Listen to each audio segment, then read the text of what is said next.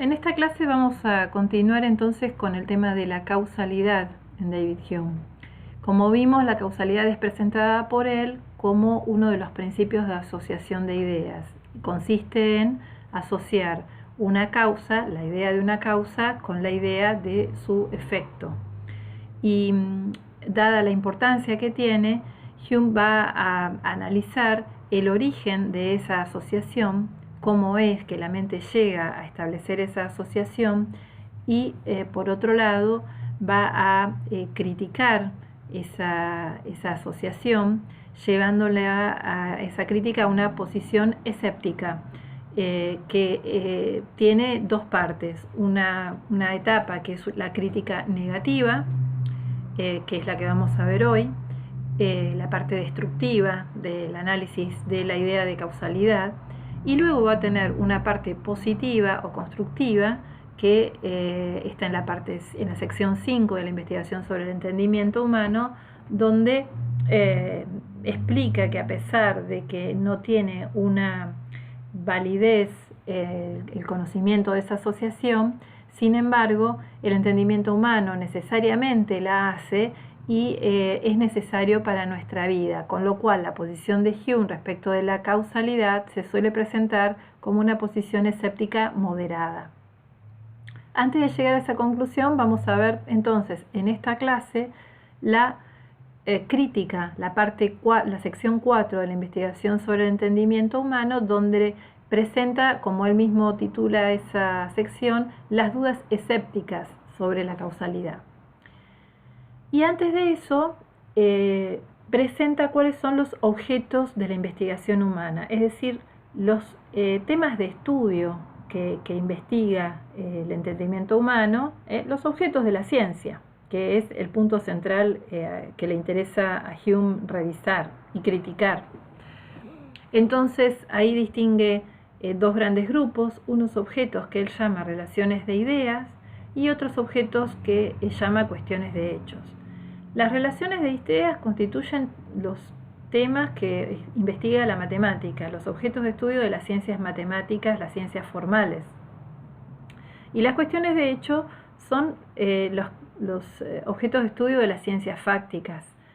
En lo que está pensando Hume en este caso en particular son las ciencias más conocidas de su época, como por ejemplo la física. Pero también podemos pensar que este mismo análisis se aplica a la historia, que es una disciplina a la que el mismo Hume se dedicó, no así a las disciplinas de las ciencias naturales, y tampoco de las matemáticas, hay que decirlo. Entonces, de esos dos grandes grupos de objetos de estudio que ha tenido el entendimiento humano, él va a dar una serie de caracterizaciones epistémicas que van a conducirlo a una posición escéptica respecto de los hechos y una posición no escéptica respecto de las ideas, los temas de estudio de la matemática. ¿Qué dice respecto de las relaciones de ideas?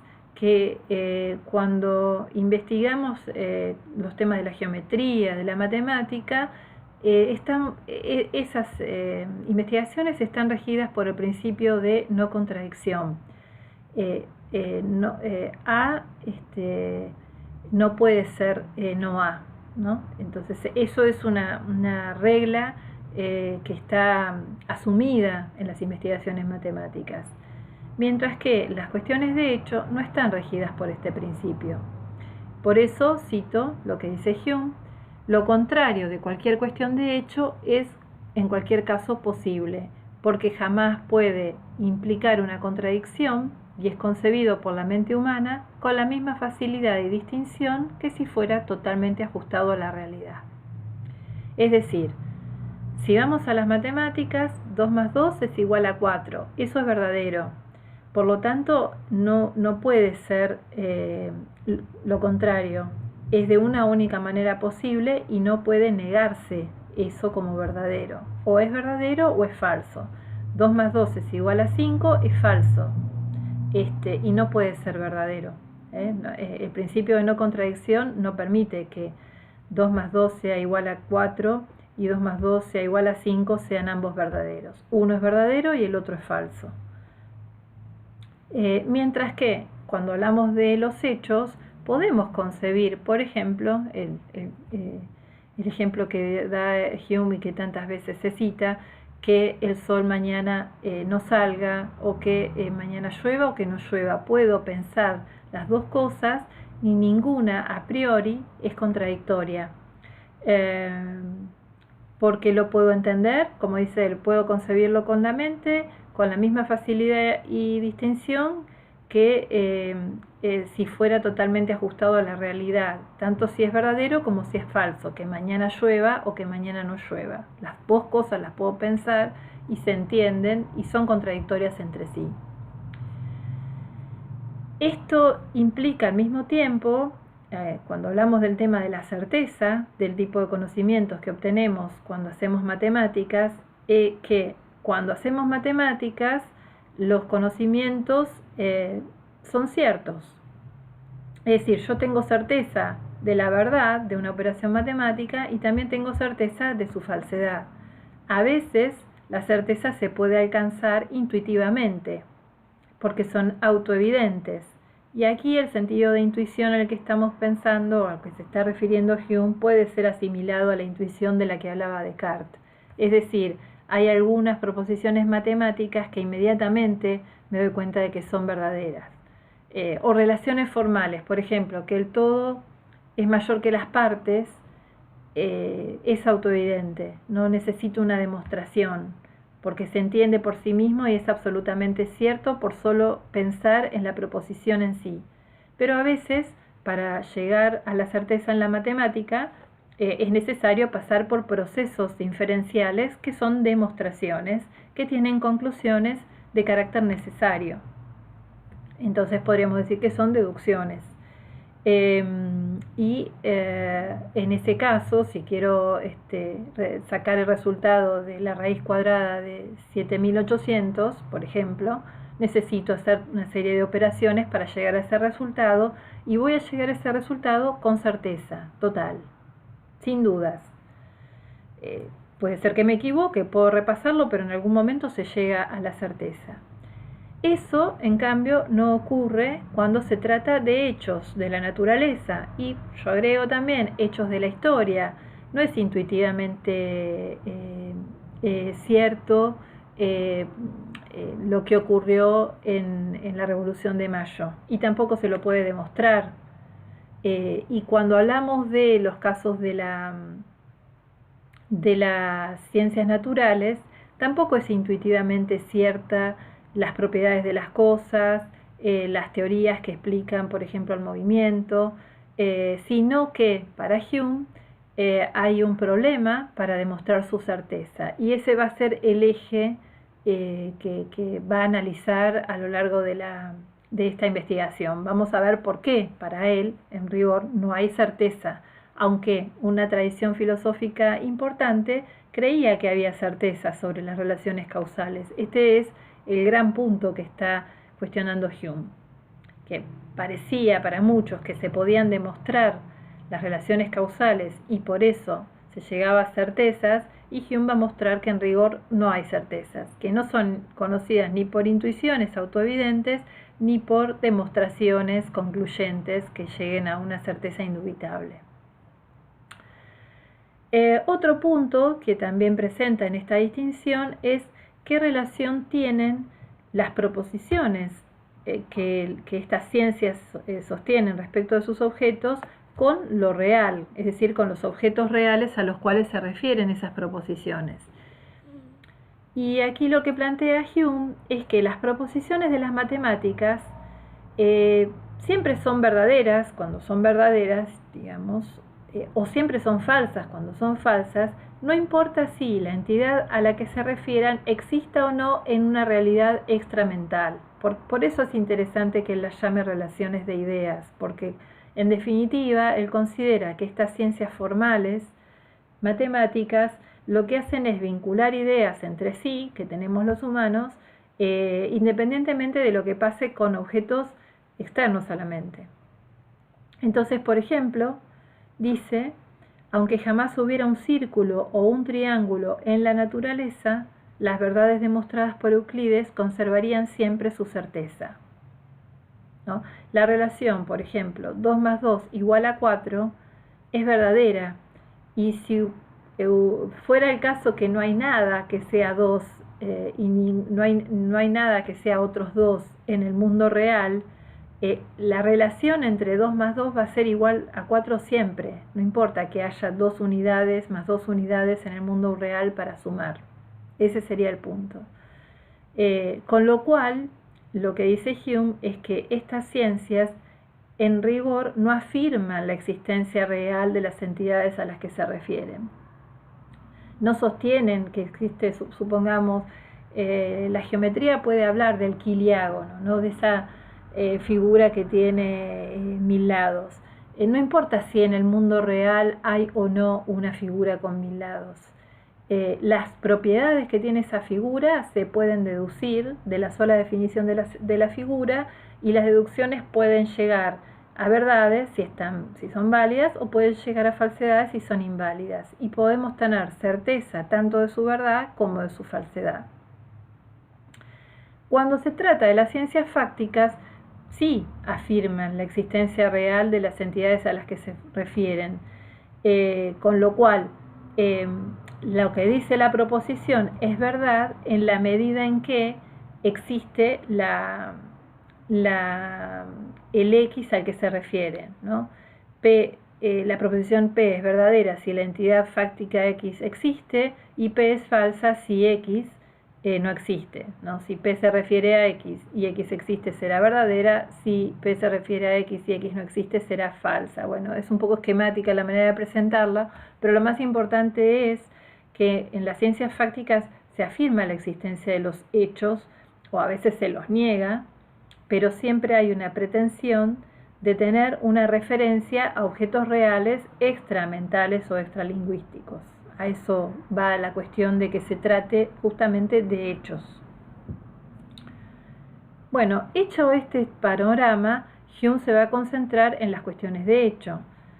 Obviamente, por lo que se puede ver aquí, queda claro que respecto de las matemáticas, de estas ciencias formales, Hume no presenta ningún argumento escéptico. Él dice que se las puede conocer con certeza, por intuiciones o por demostraciones. Así que, a la pregunta de si Hume es un escéptico, por lo menos ya estamos seguros de que su escepticismo, si es que existe, no es total, sino que es un escepticismo que está localizado en otros ámbitos del saber, no en las matemáticas, porque aquí él cree que se puede conocer con certeza. Con las cuestiones de hecho sí va a tener una posición escéptica con sus peculiaridades.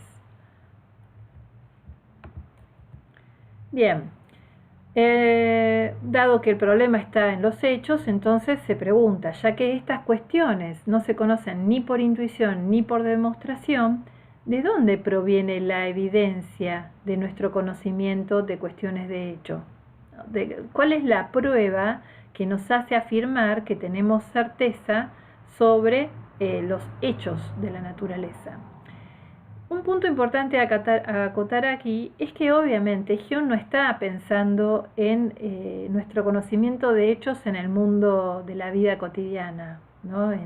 Sino que está pensando en cuando pretendemos tener un conocimiento que hoy llamaríamos científico de los hechos, cuando afirmamos, por ejemplo, que todos los metales se dilatan con el calor, o cuando afirmamos, por ejemplo, la ley de la inercia, y asumiendo ambas teorías sobre la dilatación de los metales o sobre el movimiento de los cuerpos, sostenemos esas teorías y a partir de ellas inferimos hechos que ocurrirán en el futuro, o también inferimos retrospectivamente hechos que ocurrieron en el pasado. Es decir, todas las ciencias fácticas, particularmente las ciencias naturales, acá sí nos tenemos que acotar a ese ambiente o a ese campo epistemológico, deducen consecuencias de las teorías y prevén qué es lo que ocurrirá dadas ciertas circunstancias. Y cuando hacen esas previsiones,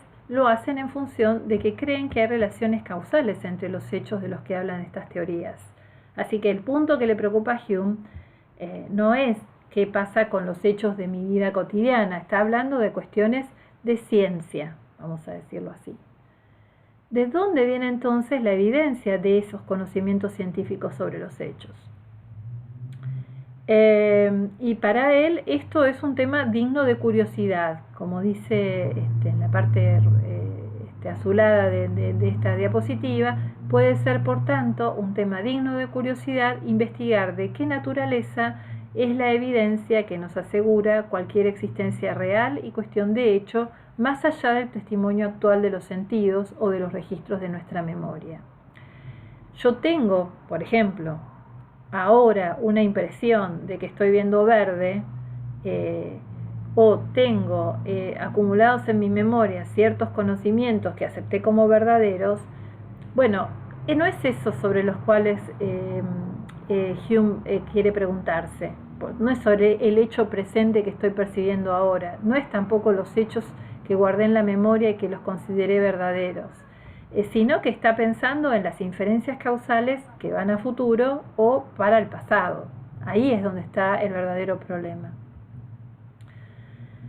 Y ahí sostiene que cuando nuestro conocimiento no se basa solamente en las impresiones presentes, en lo que estoy viendo ahora, ni en lo que acumulé en mi memoria, ¿en qué se basa? Él dice que se basa en relaciones causales, causas que remiten al pasado o que remiten a efectos en el futuro, ¿no? Por lo tanto, para responder a la pregunta por la evidencia de nuestros conocimientos sobre las cuestiones de hecho, que no se basan ni en lo presente ni en lo que tenemos en la memoria, hay que investigar de dónde viene la evidencia de las relaciones causales, que van al futuro o que van al pasado. Y para responder a esto hay dos posibles vías, o una vía a priori, es decir, previo a tener una experiencia de esas relaciones causales que estamos postulando que existen, o una vía a posteriori, es decir, ya habiendo tenido experiencias de relaciones causales y a partir de esas experiencias establecer inferencias. Bueno, primero analiza la vía a priori. Él dice, ¿conocemos a priori, por ejemplo, que tomar agua calma mi sed? Sin haber tenido nunca esa experiencia personalmente y sin que nunca nadie nos haya contado que existe esa relación. Por eso a veces él habla de Adán, como si fuera el primer hombre, ¿no? Porque es por supuesto una postulación simplemente a los efectos argumentativos, como si hubiera un primer hombre, un primer ser humano que nunca tuvo experiencias antes, que nadie le enseñó nunca nada, ¿va a saber que el agua calma la sed, por ejemplo? Él dice que no. ¿Por qué? Y cito, porque ningún objeto revela por las cualidades que aparecen a los sentidos, ni las causas que lo produjeron, ni los efectos que surgen de él, ni puede nuestra razón, sin la asistencia de la experiencia, sacar inferencia alguna de la existencia real y de las cuestiones de hecho. Si yo veo el agua por primera vez, si nadie me dijo nada acerca de qué propiedades tiene el agua, yo no puedo saber que el agua saca la sed. Si no tengo esa experiencia, no lo puedo conocer nunca. ¿No? Es como si llegáramos a un lugar desconocido de la tierra, encontramos una planta, bueno, quizás la planta es tóxica y no la deberíamos tocar porque nos produce una alergia, y si nadie nos contó y nadie lo experimentó, no lo sabemos, y quizás tocamos la planta y ahí nos damos cuenta que nos da una alergia, por ejemplo. Entonces, las relaciones causales no se pueden conocer a priori, sino solamente por inferencias a partir de experiencias pasadas. Es decir, si no se las puede conocer a priori, se las puede conocer por la otra vía, que es a posteriori.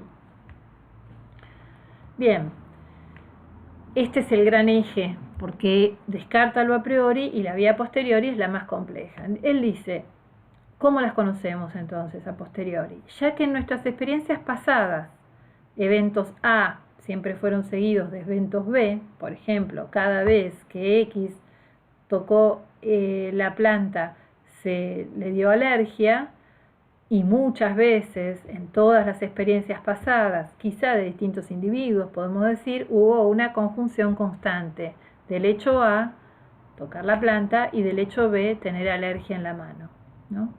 Están unidos, A y B, por eso es una conjunción, y es constante porque se repite siempre cada vez que se registró una experiencia de la conjunción. Y por eso, de ahí, suponemos, ahí está una palabra fuerte, hay un supuesto, una suposición nuestra, ahí interviene la imaginación, que hay una conexión necesaria entre A y B, de modo que los eventos pasados A siempre fueron, son, serán seguidos por los eventos B. Eso es lo que sostiene nuestra asociación causal, nuestra asociación de ideas entre lo que llamamos causa y lo que llamamos efecto, que hay una conexión necesaria entre esos dos eventos, con lo cual implica que hay una relación permanente, siempre, y por eso es necesaria. Ahora, ¿cómo llegamos a decir que hay esa conexión necesaria entre A y B? Él dice que hay un razonamiento que hacemos. Por supuesto, ese razonamiento no es explícito cada vez que establecemos esas relaciones causales. No somos conscientes necesariamente de que lo hacemos, pero de hecho el entendimiento lo hace. Y Hume lo que hace es explicitar cómo es ese razonamiento, que sería típicamente una sucesión de estas premisas que vemos aquí. Primero, que los eventos pasados A siempre fueron seguidos por los eventos B. Luego dice que si se da un evento A, entonces se dará un evento B. Introduce una relación de condicionalidad. Si A, entonces B. Cuando se da el evento A, si se da el evento A, entonces necesariamente se dará un evento B. Bueno, por el modus ponens, ¿no? Ahora, aquí hay un problema que después las comentaristas han llamado el problema de la inducción y que quizás lo hayan estudiado en filosofía de la ciencia porque es un tema célebre de discusión en la filosofía de la ciencia. Hume dice: he encontrado que 1 a tal objeto ha correspondido siempre tal efecto y preveo que 2, esos números son agregados míos, ¿no? 1 y 2. He encontrado que 1 a tal objeto ha correspondido siempre tal efecto y preveo que 2 otros objetos, que en apariencia son similares, serán acompañados por efectos similares. Aceptaré, si se desea, que una proposición 2, que 2 puede inferirse correctamente de 1. Sé que de hecho siempre se infiere. Bueno, una vez que registramos lo que ha pasado, inferimos siempre que cuando haya algo similar va a ocurrir algo similar, que si pasa A va a pasar B. Y ahora aparece el cuestionamiento de Hume. Pero si se insiste en que la inferencia es realizada por medio de una cadena de razonamientos, deseo que se exprese aquel razonamiento, se represente aquel razonamiento. La conexión entre estas dos proposiciones, entre la 1, que habla del pasado, y la 2, que habla del futuro, no es intuitiva. ¿Por qué no es intuitiva? Y eso lo agrego yo entre corchetes. Porque es posible pensar que se dé lo contrario, no es contradictorio. Como dice Hume, puedo pensar que mañana no va a salir el sol, puedo pensar y entender que el agua no calme la sed, puedo pensar que lo contrario de cualquier hecho. Es posible pensarlo, se puede entender. Entonces no es por intuición que hacemos la conexión entre 1 y 2. Y entonces agrega algo, Hume, al final de esta cita, dice: se requiere un término medio que permita a la mente llegar a tal inferencia si efectivamente se alcanza por medio de un razonamiento o argumentación. Así que no se conoce la conexión entre 1 y 2 por intuición, es decir, necesitamos algo más que conecte a una con la otra. A eso él lo llama término medio, que sería una premisa faltante para completar este razonamiento. La pregunta es, ¿cuál es la premisa faltante? Y ese es el problema de la inducción. Hay una premisa que falta, y fíjense, ¿cuál es la premisa? El futuro será igual al pasado. También lo llaman el principio de la regularidad de la naturaleza, que dice que lo que pasó antes será igual a lo que pasa en el futuro, que siempre la naturaleza funciona de la misma manera. Entonces, para que sea válido este razonamiento, es necesario que agreguemos esa premisa omitida. Vamos atrás. Eventos pasados A siempre fueron seguidos por B. Si se da A, entonces se dará B. Si se da A, entonces ocurre B. Pero ¿qué es lo que yo estoy asumiendo implícitamente? Que el futuro va a ser igual al pasado, en todos los casos. Eso no está dicho acá. Y si yo no admito eso, la conclusión no puede darse, no se puede sostener. Todas las inducciones que parten de eventos singulares que conocemos y hacen generalizaciones que no solamente abarcan a los eventos conocidos, por ejemplo, de A y B, sino a todo tipo de eventos, todas las inferencias inductivas que hacen generalizaciones presuponen este principio de uniformidad o regularidad de la naturaleza llamado principio de la inducción. Y Hume es el primero que plantea esa premisa omitida en todas las inducciones, porque parten de particulares, de casos singulares que conocimos en experiencias pasadas, pero las generalizaciones, las conclusiones que hacen las inducciones, no abarcan simplemente lo que ya conocemos en el pasado, sino que pretenden abarcar tanto lo pasado como lo futuro, y asume que el futuro va a ser igual al pasado, porque si el futuro es distinto que lo que ya conocimos en el pasado, entonces no puedo hacer una inferencia inductiva que es general. Bien, ahora, el Hume lo que dice es, ¿esa premisa de dónde sale está demostrada? Hay que demostrarla, hay que demostrar que es verdadera por un razonamiento válido. Y de nuevo, todo razonamiento se puede conocer o por intuición o por demostración. Toda verdad, digamos, o toda proposición se puede conocer o por un razonamiento intuitivo o por un razonamiento demostrativo. Entonces dice, hay solo dos modos de establecer una proposición mediante un razonamiento demostrativo. Ahí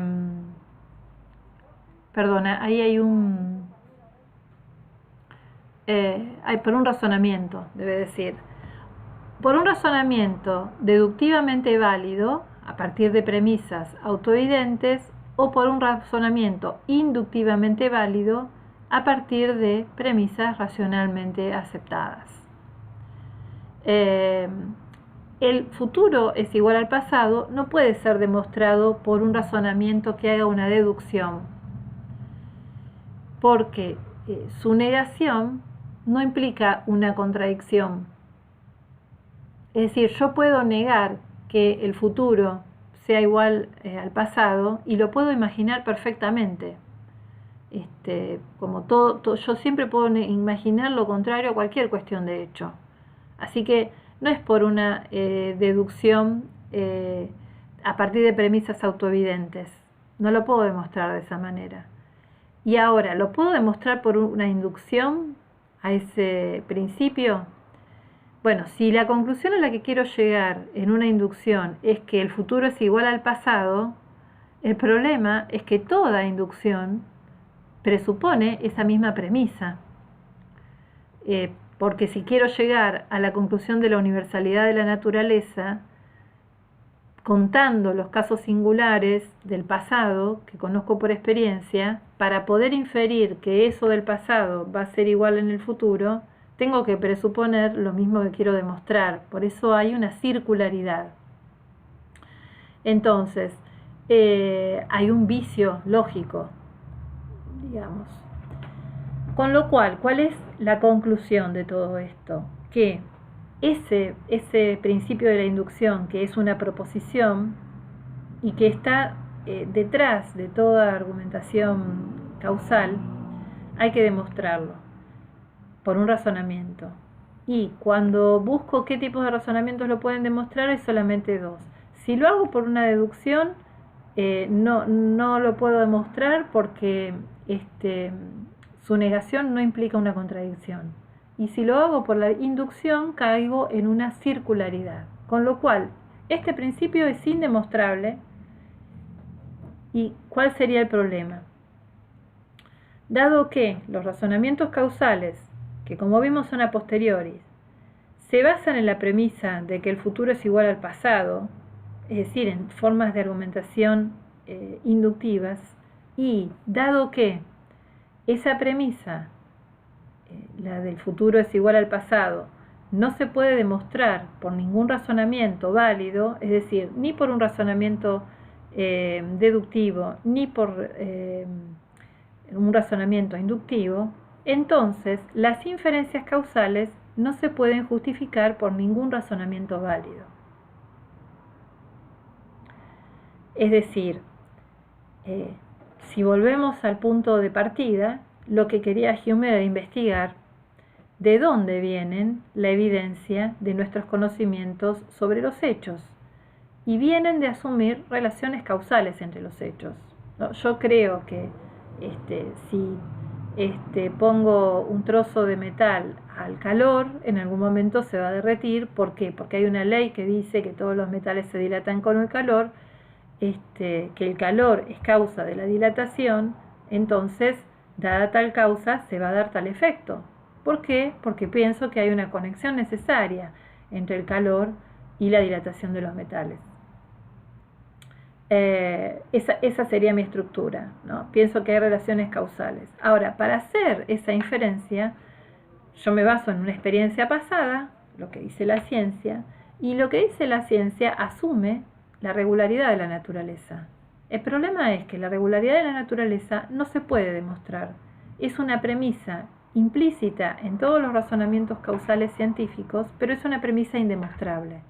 Entonces, todos los razonamientos que hacen inferencias causales, que prevén efectos de determinadas causas o que señalan las causas de efectos que son comprobados, todos esos razonamientos son inválidos porque se basan en una premisa que es indemostrable.